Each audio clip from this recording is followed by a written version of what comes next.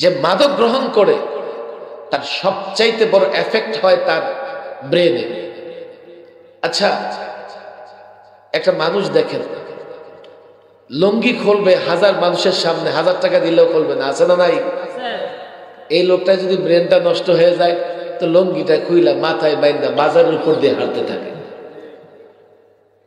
এত বড় নেয়ামত আকল, আকল বিনষ্ট হয়ে যায় মাদক গ্রহণ করবার কারণে।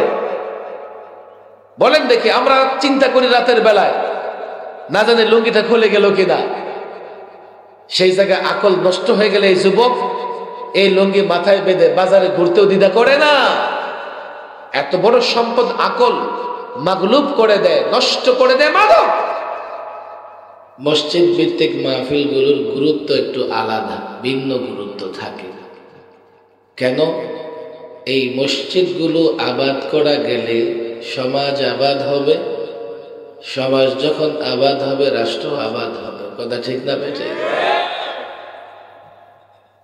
বাংলাদেশে নানা ধরনের জঞ্জাল আছে, ঝামেলা আছে, দুর্নীতি হয়, চুরি হয়, ডাকাতি হয়, হয় কি হয় না? এগুলো কি চীন জাপান থেকে কাউকে হায়ার করে এনে করানো হয়? যত ধরনের অনৈতিক কাজ হয় এটা কেউ বিদেশ থেকে আগমন করে না, ওরা এই দেশেই বড় হয়, এদেশের আলো বাতাসে তাদের বড় হতে হয়। তাহলে আমি রাষ্ট্রীয়ভাবে যত ধরনের পদক্ষেপ গ্রহণ করি না কেন, যেখান থেকে দুর্নীতিবাজ বা অনৈতিক কাজের সঙ্গে ব্যক্তিরা রাষ্ট্রীয় দায়িত্ব এসে, পরে হিসাব করবো, বাবা মাইক দিয়ে দেবো কিন্তু হিসাব করতে গেলে তোমাদের কথা আমার কানে আসতেছে। আমাদের এই পাড়া মহল্লা থেকে বেড়ে ওঠা ছেলেটাই কালকে রাষ্ট্রীয় দায়িত্ব পায়। এই যে একটা মসজিদ বাচ্চারা ছোটাছুটি করতেছে, যুবকেরা দাঁড়ায় আছে, কাল এই যুবকদেরকেও রাষ্ট্র দেশ পরিচালনার দায়িত্ব পাবে। আজকের যে ছোট ছোট বাচ্চারা, কাল তারা প্রশাসনের বড় বড় দায়িত্ব পাবে। তাহলে বোঝা গেল পাড়া মহল্লায় যদি আমরা তাদেরকে মানুষের মতো মানুষ করে দিতে পারি, তো রাষ্ট্রীয় পর্যায়ে যে যে দায়িত্ব পাক না কেন সেখানে অনৈতিক কাজ করবে না, দুর্নীতি করবে না। পাড়া মহল্লায় এই বাচ্চাদের মেরামত করা, বাচ্চাদেরকে শিক্ষিত করা, মানবিক বানানো, মুসলিম বানানো, এই বাচ্চাদেরকে অনৈতিক কাজকে অনৈতিক কাজ বলে তাদের সামনে তুলে ধরা, এই কাজগুলো হতে হবে মসজিদকে কেন্দ্র করে। মুসলমানদের সমাজ যতদিন মসজিদ থেকে পরিচালিত হতো, যতদিন মসজিদ থেকেই সমাজ পরিচালিত হয়েছে, এই সমাজে এতটা নোংরামি, ভ্রষ্টতা, অনৈতিক কাজ ছিল না। যে লোকটা মসজিদের প্রথম কাতারে, দ্বিতীয় তৃতীয় কাতারে দাঁড়ায় নামাজ আদায় করে, কোন ধরনের সার্টিফিকেট ছাড়াই একথা বলে দেয়া যাবে এই লোকটার হাতে সমাজ এবং রাষ্ট্র নিরাপদ। আপনারা বলবেন হুজুর নামাজও পড়ে ঝামেলাও করে, তাতে তো ওই ব্যক্তির মতো যে কামাইও করে খরচও করে। আর তুমি নামাজ পড়ো না, ঝামেলা করো, মানে কামাই করো না, শুধু খরচ করো। এখন তো আর ফেরেশতা আসবে না, দোষে গুণেই মানুষ, ওই দোষে গুণে মানুষদের মধ্যে উৎকৃষ্ট মানুষ সেই হবে যে মসজিদে গিয়ে কাতারবদ্ধ হয়ে নামাজ আদায় করতে পারে। আমরা যদি এক একটা মসজিদকে সংস্কার করতে পারি,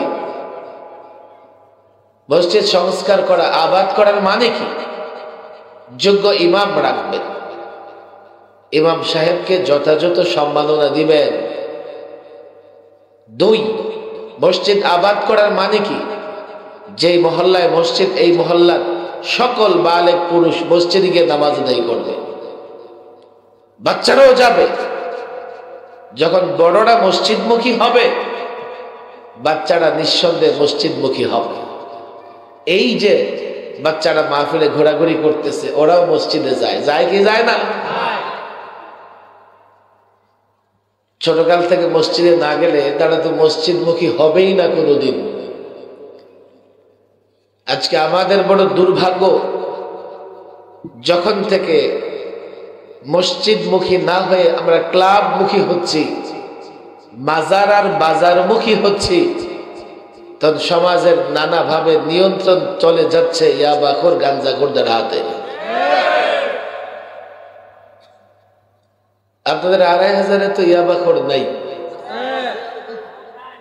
গাঞ্জাখোরও আছে, ফেন্সিডিল খোর, সব সংখ্যায় বেশি না কম? এই যে এই গ্রামে দেখেন, এই মহল্লায় বা এই গ্রামে ইয়াবাখোর গাঞ্জাখোর ১০ জন ২০ জন খুঁজে পাবেন। কথা ঠিক না বেঠিক? এখনো বাংলাদেশে মন্দ যুবকের সংখ্যা অনেক কম। যেদিন তারা সংখ্যায় বেশি হয়ে যাবে, রাস্তার মোড়ে মোড়ে খাড়ায়া জিনা, ব্যভিচার, ইয়াবা, গাঞ্জা ইত্যাদিতে লিপ্ত থাকবে, যেমন পশ্চিমা রাষ্ট্রগুলোতে হয়ে গেছে। আবার কিয়ামতের আগে এই ভূখণ্ডেও হওয়ার আশঙ্কা আছে। পশ্চিমা দেশগুলোতে ব্যভিচার হয় খোল্লা খুলুম, তাদের দেশের মাদক, এটা সেটা, ব্যাপকভাবে যুবকেরা আক্রান্ত। এখনো বাংলাদেশের, যেহেতু আমাদের মায়েরা চায়, বাবারা চায় তার সন্তান ভদ্র হবে, ভালো মানুষ হবে, মাদক গ্রহণ করবে না, মানুষের মতো মানুষ হবে, এখনো আমাদের সমাজে মন্দ লোকের সংখ্যা অনেক কম। বাকি সমাজ নিয়ন্ত্রণ করে মন্দ লোকেরা, এই ভালো যুবকরা করতে পারে না। বলবেন কেন? এই জন্যেই 10টা ইয়াবাখোর থাকলে ইয়াবা একসঙ্গে খায়, 10টা গাঞ্জাখোর থাকলে একসঙ্গে বসে গাঞ্জা টানে, তাদের ভিতরে একতা আছে। কিন্তু আমার সমাজের ভদ্র যুবকেরা, 10টা যুবক একসঙ্গে মসজিদে গিয়ে কাতারবদ্ধ হয়ে নামাজ আদায় করতে পারে না। তাহলে ভদ্র যুবকদের হাতে সমাজের নেতৃত্ব কিভাবে আসবে? তোমরা যারা ভদ্র যুবক, কি করে সমাজের নেতৃত্ব দেবে? তোমরা বিচ্ছিন্ন, বিক্ষিপ্ত, আর তারা একতাবদ্ধ। ফলে পর্যায়ক্রমে ভালো মানুষের উপরে মন্দ মানুষের প্রভাব প্রতিপত্তি প্রতিষ্ঠিত হচ্ছে।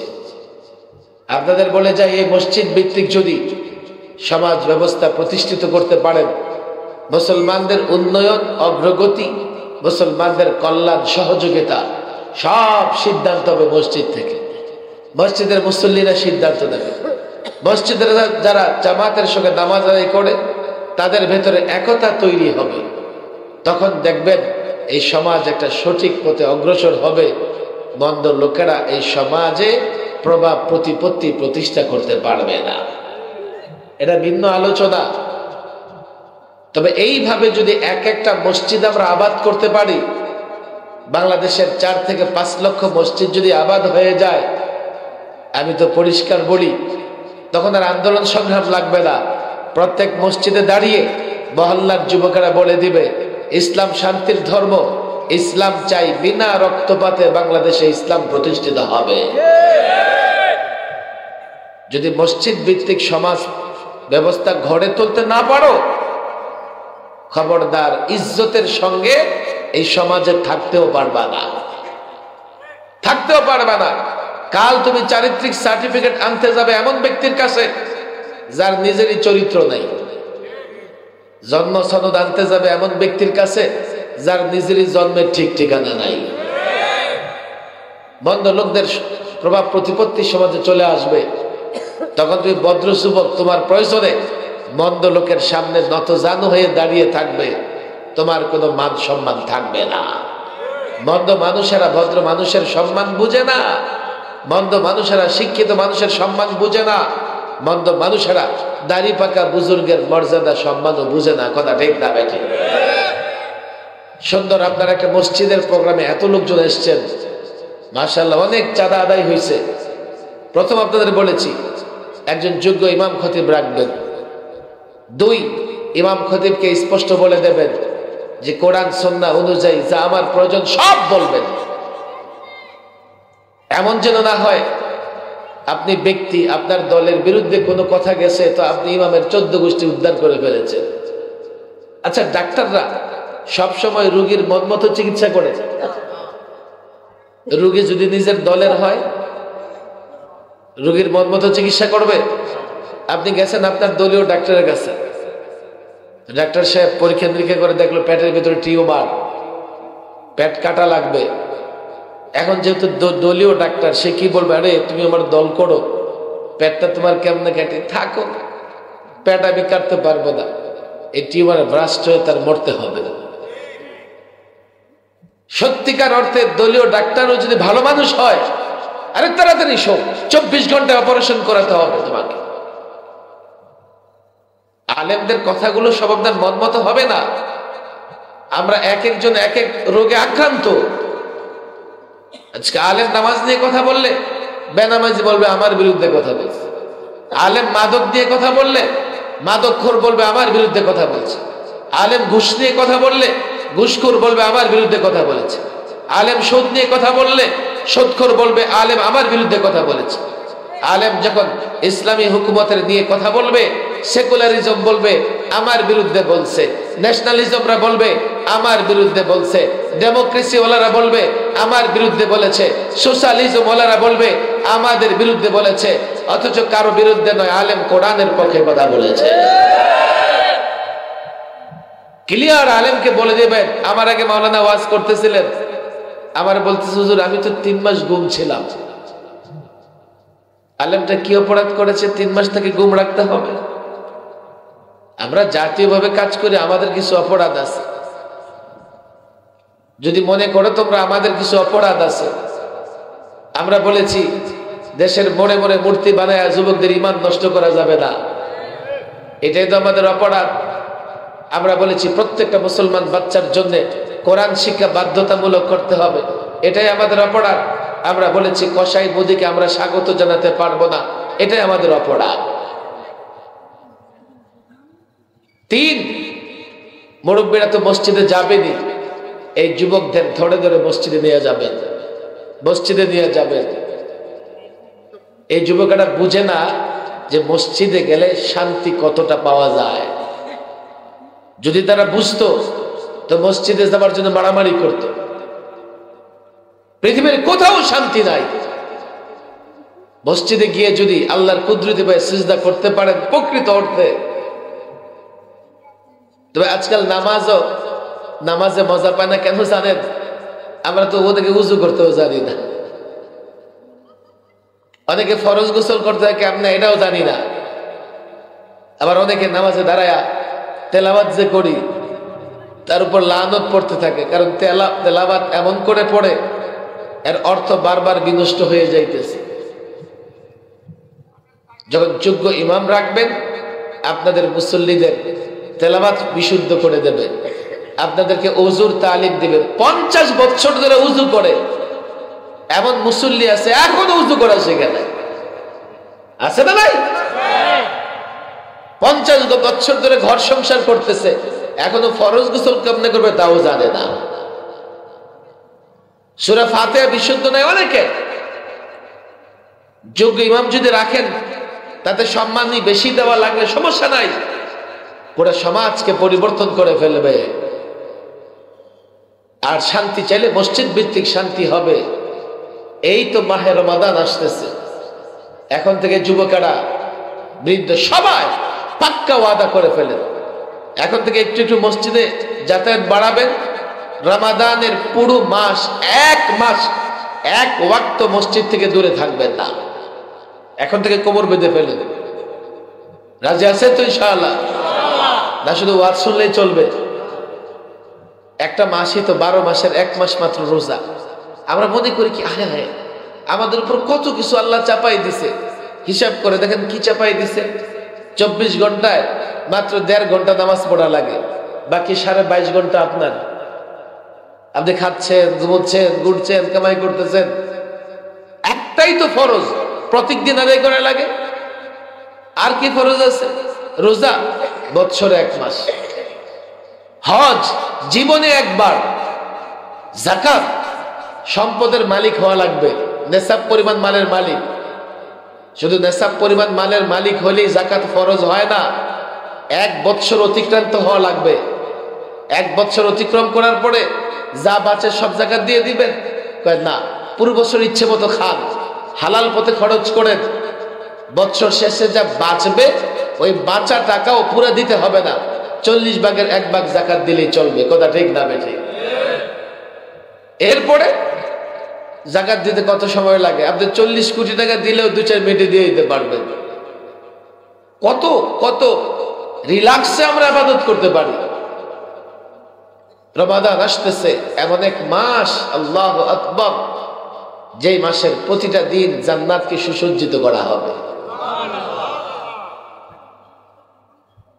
শয়তানকে শিকলে বন্দী করা হবে। এর মানে কোন মুমিন চাইলেই ইবাদত করতে পারবে, না চাইলে কেমনে হবে? আপনার চাইতে তো হবে। এবং রমাদানের রোজার যে বারাকাত, যে ফজিলত, আল্লাহু আকবার। এই মাসের শেষের দিকে একটা রাত আছে, আছে না নাই? রাতের নাম কি? শবে কদর। নাম কি? লাইলাতুল কদর। কি নাম? ইন্না আনজালনাহু ফি লাইলাতিল কদর। আছে না নাই? লাইলাতুল কদরি খায়রুম মিন আলফি শাহর। এমন এক রাত 1000 মাসের চাইতে উত্তম। 1000 মাস কি বাঁচি আমরা?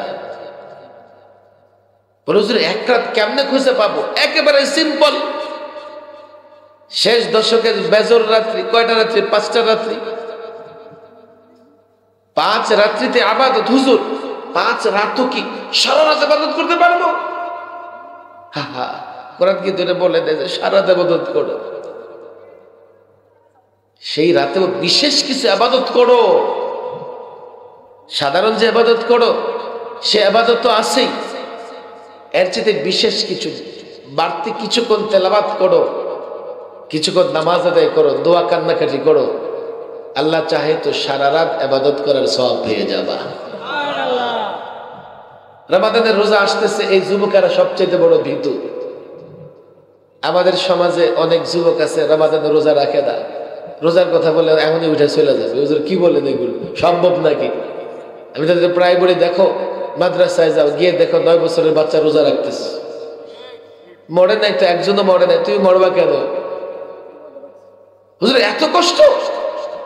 আরে এই কষ্টের মধ্যে মিষ্টিও আছে। কথা ঠিক না বেঠিক?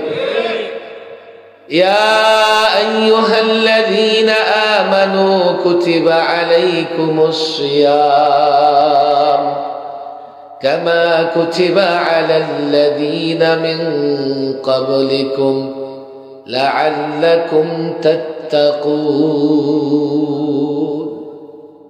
দুইটা ফজিলতের কথা বলবো রোজার। কয়টা? কষ্ট হচ্ছে আপনাদের? 10-15 মিনিট থাকবেন না চলে যাবেন? আমার দিকে তাকান, জোড়া সাইজ করতেছেন পড়ে। কয়টা ফজিলত? 1, লাআল্লাকুম তাত্তাকুন, রোজা রাখলে মুত্তাকি হয়ে যায়। হুজুর মুত্তাকি আবার কি জিনিস? কোরআনুল কারীম খুললেই দেখবেন, যালিকাল কিতাবু লা রাইবা ফীহি হুদাল লিল মুত্তাকিন। আছে না নাই? মুত্তাকিন কে? মুত্তাকিন কারা? মুত্তাকিনের পুরস্কার কি? রাত ভর বয়ান করলে শেষ হবে না। শুধু এতটুকু মনে রাখেন, কোরআনে কারীম পথ প্রদর্শন করবে, হেদায়েত দেবে কাকে? লিল মুত্তাকিন, যারা মুত্তাকি হবে। কত বড় ফজিলত দেখেন। কোরআনের শুরুতে আল্লাহ বলে দিয়েছে, এই কোরআন তাদেরকে পথ প্রদর্শন করবে যারা মুত্তাকি। রমাদানের রোজা রাখলে সে মুত্তাকি হয়ে যাবে, কোরআন থেকে পথ প্রদর্শন পাবে। মুত্তাকিদের জান্নাতে নেয়ামত, মুত্তাকিদের দুনিয়ায় ভয় ভীতি আশঙ্কাহীন জীবন যাপন। মুত্তাকির দুনিয়াতেও ভয় নাই, আখিরাতেও ভয় নাই, মুত্তাকি হয়ে যাবে।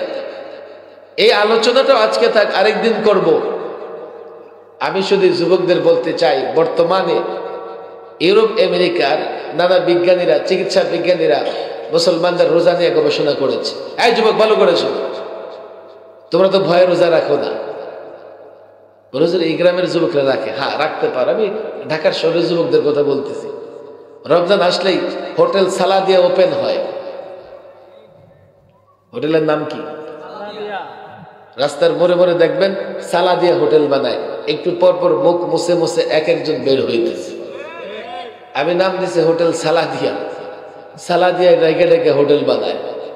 আর অধিকাংশ হাট্টা কাটা যুবক, বক্সার টাইপের যুবক, এগুলো রোজা রাখে না। খবর কাছে কিন্তু, আমাদের কাছে কিন্তু রিপোর্ট আছে, কেন রোজা রাখো না? পশ্চিমা বিজ্ঞানীরা গবেষণা করে দেখিয়েছে। আল্লাহু আকবার। শুধু গবেষণা করে নাই, এখন পশ্চিমা ডাক্তাররা তাদের রোগীদের বলে যে মুসলমানদের মতো রোজা রাখো। এখন এক ডাক্তার বেরিয়েছে, ডাক্তারের নামটা কি জাহাঙ্গীর আলম, নাম শুনছেন না? জাহাঙ্গীরের কি করেন ওই ট্রিটমেন্ট নিয়ে দেন, কি করে না খায় থাকে, 18 ঘন্টায় না খায় থাকতে পারে জাহাঙ্গীর কবির। বাস কত মানুষ দেখেন না খায় থাকতেছে, আর মৌলবীরা সারা জীবন বইলে দিতেছে, কাঁদেও দেয় না। পশ্চিমা চিকিৎসকরা অমুসলিম রোগীদের বলতেছে মুসলমানদের মতো রোজা রাখো। কেন? আমাদের অধিকাংশ মানুষের সমস্যা পেটে, আর পেট থেকেই সব রোগের উৎপত্তি। যার পেট ভালো সে সুস্থ, পেটে ঝামেলা হলে সে অসুস্থ। আমাদের গ্যাসের প্রবলেম অধিকাংশ মানুষের, আমাদের বদহজমের সমস্যা অধিকাংশ মানুষের। আল্লাহ আকবার। পশ্চিমা ডাক্তাররা পর্যন্ত গবেষণা করে দেখিয়ে দিয়েছে 1 মাস রোজা রাখবে, পেট পরিপূর্ণ সুস্থ হয়ে যাবে। আপনাদের কষ্ট হচ্ছে না তো? হুজুর বুঝলাম না এটা কেমনে, রোজা রাখলে পেট ভালো হয়ে যায় কেমনে? আমার দেখে রোজা রাখলে কষ্ট হয়। আমি গ্যাস্ট্রিকের রোগী। ভালো করে শোনেন, চিকিৎসা বিজ্ঞানে কথা বলে অধিকাংশ গ্যাস্ট্রিকের রোগী রোজা রাখলে তার গ্যাস্ট্রিক ভালো হয়ে যাবে। তবে কোন কোন গ্যাস্ট্রিকের রোগী তার গ্যাস্ট্রিক বাড়তে পারে। তখন সেই ডাক্তাররা বলে যে যদি রোজার আগে চিকিৎসক, দিনদার চিকিৎসক দেখায়া সামান্য একটু মেডিসিন ব্যবহার করে, সেই গ্যাস্ট্রিকের রোগীরও রোজা রাখতে কোনো কষ্ট হবে না। কেন? রোজার এত ফজিলত, সামান্য একটু ট্রিটমেন্ট দিয়ে রোজা রাখো, হতে পারে রোজার বরকতে আল্লাহ তাবারক ওয়া তাআলা তোমাকে পরিপূর্ণ সুস্থ করে দেবে। আর অধিকাংশ গ্যাস্ট্রিকের রোগী রোজা রাখলে গ্যাস্ট্রিক ভালো হয়ে যাবে। কেন পেটের প্রবলেম হয়? এই যে আপনি সকালে খান, দুপুরে খান, বিকেলে খান। একটা বোতলে যখন তেল রাখে, কিছুদিন তেল রাখলে নিচে গাদ জমা হয় কি হয় না? আপনি সকালে খাচ্ছেন, দুপুরে খাচ্ছেন, বিকেলে খাচ্ছেন, ফার্মের মুরগি থেকে শুরু করে নিয়ে অস্ট্রেলিয়ান গরু পর্যন্ত সব খায় শেষ করে ফেলতেছে। পেটের নিম্নদেশে একটু ময়লা আবর্জনা জমা হইতেছে। ওই যে ময়লা আবর্জনাগুলো জমা হয় না, এগুলো পেটে নানা রকমের ট্রাবল তৈরি করে। রমাদানের আপনি সাহারি খাইলেন, 6 ঘন্টা 7 ঘন্টা পরে সাহারি হজম হয়ে গেছে। ইঞ্জিন তো চালু, পেটের ইঞ্জিন তো চালু, কি হজম করবে? তো এই ইঞ্জিন দেখে যে পেটের নিম্নাংশে নিচের দিকে কিছু ময়লা আবর্জনা জমা আছে, ওগুলো ডাইজেস্ট, হজম করা শুরু করে। বাস আরো 6 ঘন্টা বাকি ইফতারির, একেবারে ইফতারের আগ পর্যন্ত নিচের ময়লাগুলো পর্যন্ত ডাইজেস্ট করে ফেলে। এইভাবে 1 মাস রোজা রাখার পরে আল্লাহু আকবার, তার পেট ক্লিন হয়ে যায়, পরিষ্কার হয়ে যায়, হজম শক্তি বৃদ্ধি হয়, যত ধরনের সমস্যা আল্লাহ সব ভালো করে দেয়। জানোই তো না মুসলমান হয়ে কি যে নিয়ামত পেয়েছো, আমরা তো জানিও না। কিন্তু আল্লাহর বিধানগুলো মানলে, দেখেন একটা কথা পাক্কা মনে রাখবেন, যে বিষয়ের নির্দেশ আল্লাহ আপনাকে দিয়েছে আপনার মনে রাখতে হবে সেটা মানলে আপনার জন্য উপকার। আর যে জিনিস আমাদের জন্য হারাম করা হয়েছে, আপনি মনে রাখবেন এই হারাম যদি আপনি পালন করেন, হারাম যদি আপনি ভক্ষণ করেন, আপনার জন্য ক্ষতি। মদ হালাল না হারাম? আপনার কষ্ট হইতেছে না তো? একটা এক্সাম্পল আমি দিতে শেষ করে ফেলব। মদ হালাল না হারাম? এটা হারাম। আমি একটা মূলনীতি বলছি, যা হারাম তা আমাদের জন্য ক্ষতিকর। মদ হারাম, এটা কতটা ক্ষতিকর? কতটা ক্ষতিকর বলো তো? দামি মদ খাইলে কোনো ক্ষতি করে না, অনেকে মনে করতে পারে। হ্যাঁ, এক নাম্বার, কেউ যদি মাদক গ্রহণ করে তার লিভার দুর্বল হতে হতে একসময় অকেজো হয়ে যায়। লিভারের উপরে সবচাইতে বেশি আঘাত করে। কেউ যদি মাদক গ্রহণ করে তার দ্বিতীয় ক্ষতি যেটা হয়, তার যৌন শক্তি নষ্ট হয়ে যায়। একটা সময় খাসি হয়ে যায়, পুরুষত্ব থাকে না, শেষ, লাইফ বরবাদ। যে মাদক গ্রহণ করে তার সবচাইতে বড় এফেক্ট হয় তার ব্রেনে। আচ্ছা, একটা মানুষ দেখেন, লুঙ্গি খুলবে হাজার মানুষের সামনে, 1000 টাকা দিলেও খুলবে না, আছে না নাই? এই লোকটা যদি ব্রেনটা নষ্ট হয়ে যায় তো লুঙ্গিটা খুইলা মাথায় বাইন্দা বাজারের উপর দিয়ে হাঁটতে থাকে। এত বড় নেয়ামত আকল, আকল বিনষ্ট হয়ে যায় মাদক গ্রহণ করবার কারণে। বলেন দেখি, আমরা চিন্তা করি রাতের বেলায় না জানে লুঙ্গিটা খুলে গেল কিনা। সেই জায়গায় আকল নষ্ট হয়ে গেলে এই যুবক এই লুঙ্গি মাথায় বেঁধে বাজারে ঘুরতেও দ্বিধা করে না। এত বড় সম্পদ আকল মাগলুব করে দেয়, নষ্ট করে দেয় মাদক। রক্ত আল্লাহ হারাম করেছেন, প্রবাহিত রক্ত হারাম। আপনি ডাক্তারকে জিজ্ঞেস করেন যে প্রবাহিত রক্ত খেলে সমস্যা কি? আমাদের দেশে এক ধর্মের লোকেরা আছে, এই রক্ত ওটাই না খাইতে থাকে। প্রবাহিত রক্তের বিষ, এটা কেউ খেলে এটা যখন তার পেটে যায় একটা লেয়ার তৈরি করে ফেলে, এর উপরে খাবার পড়লে এই খাবারও আর হজম হয় না। রক্ত হজম হয় না, খাবারও হজম হয় না। যেমন প্লাস্টিকের উপরে আপনি যদি গাছ ফেলান, এই গাছটার বড় হয় না। প্লাস্টিকের উপরে সে মাটির সঙ্গে সংযোগ পায় না। মনে রাখবেন, প্রত্যেকটা হারামে আমাদের জন্য ক্ষতি, আর প্রত্যেকটা হালাল কাজে আমাদের জন্য উপকার।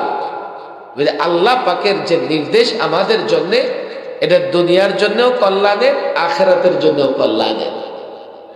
আমি আপনি বুঝি না, এই জন্য মাহের রমাদানের একেবারে একটা সুবর্ণ সুযোগ, আমরা কাছেই চলে এসেছি। দোয়া শুরু করেছি না গত মাস থেকে? শাবান মাস তো শুরু হয়ে গেছে। আল্লাহুম্মা বারিক লানা ফি রজব ওয়া শাবান বাল্লিগনা রমাদান। আল্লাহু আকবার। এমন এক মাস একেবারে কাছাকাছি চলে আসছে। এটা গেলেই কি হবে? এই মাস গেলেই রমাদান শুরু হয়ে যাবে। এই রমাদানে আমরা মসজিদমুখী হব। এই রমাদানে অন্তত একটা মাস পাক্কা এরাদা করি 5 ওয়াক্ত নামাজ মসজিদে এসে পড়ব। পড়বো তো ইনশাআল্লাহ? রমাদানে ফজর নামাজ মসজিদে এসে পড়াও সহজ। আপনারা সব মুসল্লি মিলে যে হুজুর সাহরি খেয়ে মসজিদে চলে যাব, 2 রাকাত সুন্নতের সময় দিয়ে সুন্নত শেষ ফরজ পড়াই দিবেন, বাড়ি এসে আরাম করব। ঢাকার শহরে তাই হয়। ঢাকার শহরে সাহরির সময় পুরো ঢাকা জেগে ওঠে, পুরো ঢাকা জেগে ওঠে। মাইকে ঘোষণা করা হয়, আবার মুসল্লিরা নিজে নিজে। আমাদের লালবাগ এলাকায়, পুরান ঢাকায় তো এখানে কিছু মানুষ আছে নিজেরা ডাকতে থাকে, ওঠো ভাইও, ওঠো রোজাদারো, সাহরি কা টাইম হো গয়া। দলে দলে যুবকরা ডাকতে থাকে, ওঠো ভাইও, ওঠো রোজাদারো। উর্দু থেকে, পুরান ঢাকার মানুষ উর্দু খুব পছন্দ করে। অনেক মানুষ আছে উর্দুতে কথা বলে। আমি যুবকদের দায়িত্ব দিয়ে যাই, আবার কারো বেড়াবাড়ি ভাঙবো না, মেজাজ গরম করে। সাহরির সময় মিষ্টি আওয়াজে এক একজনকে জাগায়া দাও, বাচ্চাদের জাগায়া দাও, জাগায় সবাই মিলে মিশে ফজর মসজিদ আদায় করো।